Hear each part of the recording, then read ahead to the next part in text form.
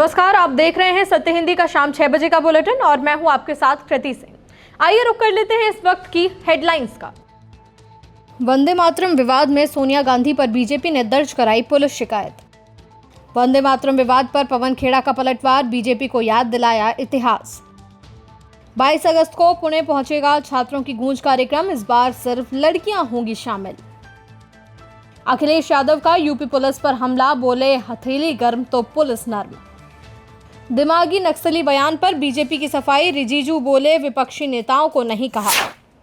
कर्नाटक के मंगलुरु में बीजेपी नेताओं ने कांग्रेस की पूर्व अध्यक्ष सोनिया गांधी के खिलाफ उर्वा पुलिस स्टेशन में शिकायत दर्ज कराई है। ये शिकायत स्वतंत्रता दिवस पर कांग्रेस मुख्यालय में हुए झंडारोहण कार्यक्रम के दौरान वंदे मातरम को लेकर हुए कथित विवाद से जुड़ी हुई है। बीजेपी नेता विकास पुत्तूर का आरोप है कि वंदे मातरम बजने के दौरान सोनिया गांधी के व्यवहार से ऐसा लगा कि वो कार्यक्रम में बाधा डाल रही थी या वो वंदे मातरम बजने नहीं देना चाह रही थी। उन्होंने पुलिस से एफआईआर दर्ज कर मामले की जांच करने की मांग की। पुत्तूर ने कहा कि अगर पुलिस कार्रवाई नहीं करती है तो वो कर्नाटक हाईकोर्ट का भी रुख करेंगे। हालांकि सोनिया गांधी पर लगाए गए आरोप फिलहाल बीजेपी नेता के दावे हैं। पुलिस जांच के बाद ही ये साफ होगा कि घटना में वास्तव हुआ क्या था। कांग्रेस मुख्यालय में वंदे मातरम गायन के बाद उठे विवाद पर केंद्रीय गृह मंत्री अमित शाह ने सोनिया गांधी पर जमकर निशाना साधा। 80 साल के बाद बंकिम बाबू का ये अमर मंत्र, अमर गान जब फिर से सम्मान प्राप्त कर रहा है, वो भी सोनिया जी को राज नहीं आता है। सोनिया जी 140 करोड़ की जनता आपको देख रही है। आपके द्वारा किया गया ये पाप इस देश की जनता कभी माफ नहीं करेगी, कभी माफ नहीं करेगी। बीजेपी के इन आरोपों पर सीधे तौर पर जवाब देते हुए कांग्रेस नेता पवन खेड़ा ने कांग्रेस के वरिष्ठ नेता जयराम रमेश का एक भाषण शेयर करते हुए लिखा कि जब वंदे मातरम बोलने पर लाठियां पड़ती थी, कांग्रेस ने तब इस राष्ट्र घोष के माध्यम से आजादी का बिगुल बजाया। तब संघ से जुड़े लोग या तो दुम दबाकर भाग गए या फिर दुम हिलाकर अपने अंग्रेज मालिकों को खुश कर रहे थे। 22 अगस्त को राहुल का छात्रों की गूंज कार्यक्रम पुणे पहुंच रहा है। राहुल ने खुद एक्स पर पोस्ट कर इसकी जानकारी दी। राहुल ने एक्स पर लिखा कि भारत के युवाओं ने मोदी जी के हिंसक शासन के सामने जिस साहस और मजबूती से खड़े होकर जवाबदेही की मांग की, वो काबिल तारीफ है। उन्होंने शांति, मोहब्बत और हंसी मजाक के साथ अपनी आवाज़ बुलंद की। मुझे हर एक युवा पर गर्व है, खासकर उन लड़कियों पर जिन्हें बीजेपी के गुंडों की बदसलूकी, गाली गलौज और हिंसा का सामना तक करना पड़ा। यहाँ तक कि उन्हें प्रधानमंत्री से माफ़ी मांगने के लिए मजबूर भी किया गया, लेकिन अब उनकी आवाज़ दबाई नहीं जा सकेगी। 22 अगस्त को छात्रों की गूंज पुणे पहुंच रही है और इस बार का कार्यक्रम सिर्फ लड़कियों के लिए होगा। अब लड़कियां बोलेंगी, देश सुनेगा। महाराष्ट्र के हिंगोली जिले के एक सरकारी स्कूल के प्रधानाध्यापक का वीडियो सामने आने के बाद सरकारी स्कूलों की हालत पर सवाल उठ रहे हैं। वीडियो को सीजेपी प्रमुख अभिजीत दिपके ने शेयर किया है। उनका आरोप है कि प्रधानाध्यापक शराब के नशे में नजर आ रहे थे।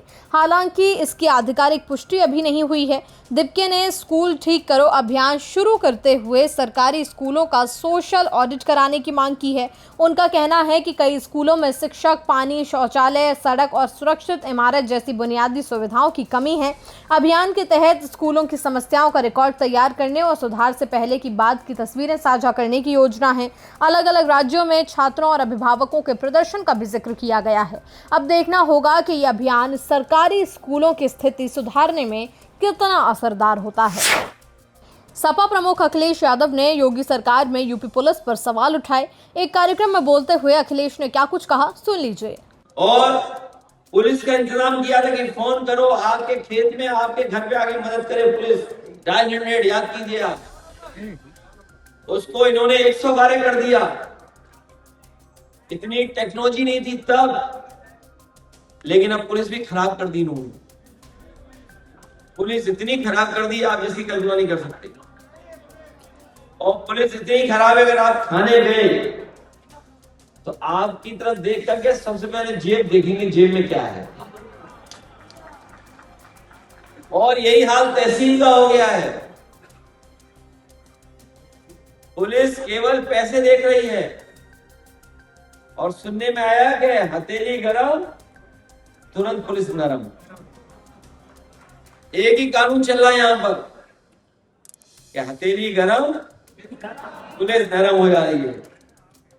इसलिए अब बचेंगे नहीं, ये बचने वाले नहीं हैं। आशीष बनर्जी की मौत के बाद सामने आए सुसाइड नोट ने कई सवाल खड़े कर दिए हैं। नोट में कथित तौर पर उन्होंने अपने राजनीतिक जीवन, भ्रष्टाचार के आरोपों और बदनाम किए जाने की कोशिशों का जिक्र किया। उन्होंने लिखा कि राजनीति में आना शायद उनके जीवन की गलती थी। कथित नोट में आशीष बनर्जी ने दावा किया कि उन्होंने कभी भ्रष्टाचार नहीं किया और किसी काम के बदले पैसे नहीं लिए। उन्होंने तारापीठ रामपुर हाट डेवलपमेंट अथॉरिटी TRDA में अपनी भूमिका को सीमित बताया और कहा कि उनके पास टेंडर, चेक या NOC से जुड़े फैसले लेने का अधिकार नहीं था। उन्होंने अपने शिक्षक जीवन को भी याद किया और परिवार के युवाओं को राजनीति से दूर रहने की सलाह दी। नोट में कथित तौर पर यह भी लिखा कि उनकी मौत के लिए कोई जिम्मेदार नहीं है। हालांकि पुलिस मामले की जांच कर रही है और कथित नोट की प्रामाणिकता की भी पुष्टि की जानी अभी बाकी है। प्रधानमंत्री नरेंद्र मोदी के स्वतंत्रता दिवस भाषण में इस्तेमाल किए गए दिमागी नक्सली शब्द पर सियासी विवाद बढ़ गया है। पीएम मोदी ने लाल किले से कहा था कि हथियारबंद नक्सलवाद कमजोर हो रहा है, लेकिन नक्सली सोच रखने वालों से सावधान रहने की जरूरत है। इस बयान पर कांग्रेस नेता पी चिदंबरम ने तीखा जवाब देते हुए सोशल मीडिया पर लिखा कि मुझे दिमागी नक्सली कहलाने पर गर्व है। कॉकरोच जनता पार्टी के प्रवक्ता सौरभ दास ने भी पीएम मोदी पर निशाना साधते हुए कहा कि सरकार से सवाल पूछने वाले युवाओं को नक्सली कहना गलत है। उन्होंने रोजगार, शिक्षा और महंगाई जैसे मुद्दों पर युवाओं की आवाज सुनने की मांग की। पीएम मोदी के दिमागी नक्सली वाले बयान पर विवाद बढ़ा तो अब बीजेपी ने सफाई दी है। संसदीय कार्य मंत्री किरण रिजिजू ने एक्स पर लिखा कि पीएम नरेंद्र मोदी ने विपक्षी नेताओं को दिमागी नक्सली नहीं कहा। उनके मुताबिक दिमागी नक्सली वे लोग हैं जो माओवादियों का समर्थन करते हैं और भारतीय संविधान को नहीं मानते, जो अलगाववादियों के साथ खड़े होते हैं और अनुच्छेद 370 का समर्थन करते हैं, जो चिकन नेक को काटकर पूर्वोत्तर को भारत से अलग करना चाहते हैं। रेलवे स्टेशनों पर यात्रियों को मिलने वाले पानी और सफाई व्यवस्था को लेकर CAG की रिपोर्ट में गंभीर कमियां सामने आई हैं। CAG ने रेलवे के 16 जोन के 512 स्टेशनों की जांच की, जिनमें से 458 स्टेशनों पर एक या उससे ज्यादा जरूरी सुविधाओं की कमी मिली। रिपोर्ट के मुताबिक कई स्टेशनों के वाटर कूलरों से लिए गए पानी के नमूनों में E. coli बैक्टीरिया पाया गया। इनमें कोयंबटूर, पलक्कड़ जंक्शन, हैदराबाद, छत्रपति शिवाजी महाराज टर्मिनस, कल्याण और मधुपुर जैसे स्टेशन शामिल हैं। CAG ने कई रेलवे स्टेशनों के वॉशरूम में भी सफाई की खराब व्यवस्था पर सवाल उठाए हैं।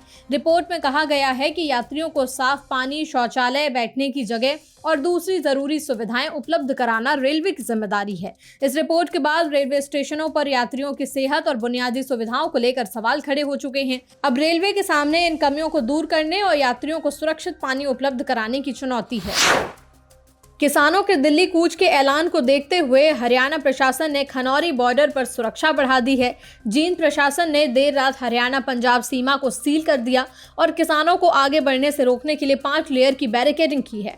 आसपास के कई रास्ते भी बंद कर दिए गए हैं और बड़ी संख्या में पुलिस बल तैनात है। संयुक्त किसान मोर्चा गैर राजनीतिक के किसान नेता जगजीत सिंह डल्लेवाल ने किसान बचाओ पदयात्रा का ऐलान किया है। ये मार्च 16 अगस्त से शुरू होकर 29 अगस्त को दिल्ली के जंतर मंतर पहुंचने का कार्यक्रम है। किसान करीब 228 किलोमीटर की दूरी तय करेंगे। किसानों की प्रमुख मांगों में MSP की कानूनी गारंटी, कर्ज माफी और भारत अमेरिका ट्रेड डील का विरोध शामिल है। किसान संगठनों ने मार्च को शांतिपूर्ण रखने की बात कही है। वहीं हाल की हिंसक घटनाओं को देखते हुए प्रशासन ने सुरक्षा बढ़ा दी है। अब सबकी नजर इस बात पर है कि पदयात्रा आगे कैसे बढ़ती है। झारखंड में भर्ती परीक्षाओं में कथित गड़बड़ी के खिलाफ छात्रों का आंदोलन तेज हो चुका है। JPSC JSSC रिफॉर्म्स मंच ने रविवार को सभी जिला मुख्यालयों पर मुख्यमंत्री हेमंत सोरेन और नेता प्रतिपक्ष राहुल गांधी के पुतले जलाने का ऐलान किया। साथ ही 20 अगस्त को मुख्यमंत्री आवास के घेराव की घोषणा भी की गई है। छात्रों ने JSSC CGL और 11वीं से 13वीं JPSC परीक्षा रद्द करने, कथित गड़बड़ियों की CBI जांच और जिम्मेदार लोगों पर कार्रवाई की मांग की है। प्रदर्शनकारियों ने पहली बार मुख्यमंत्री के इस्तीफे की भी मांग उठाई है। शनिवार को रांची में छात्रों ने तिरंगा यात्रा निकाली। वहीं JLKM नेता देवेंद्र महतो 14 दिन से भूख हड़ताल पर हैं। उन्होंने आरोप लगाया कि पुलिस ने उन्हें यात्रा में शामिल होने से रोका। दूसरी ओर मुख्यमंत्री सोरेन ने भर्ती परीक्षाओं में गड़बड़ी मिलने पर दोषियों के खिलाफ सख्त कार्रवाई और भर्ती प्रक्रिया में सुधार का भरोसा दिया है। छात्रों का कहना है कि अब सिर्फ आश्वासन से काम नहीं चलेगा। फिलहाल बुलेटिन में इतना ही। रात 8 बजे फिर मिलते हैं नई खबरों के साथ। तब तक के लिए नमस्कार।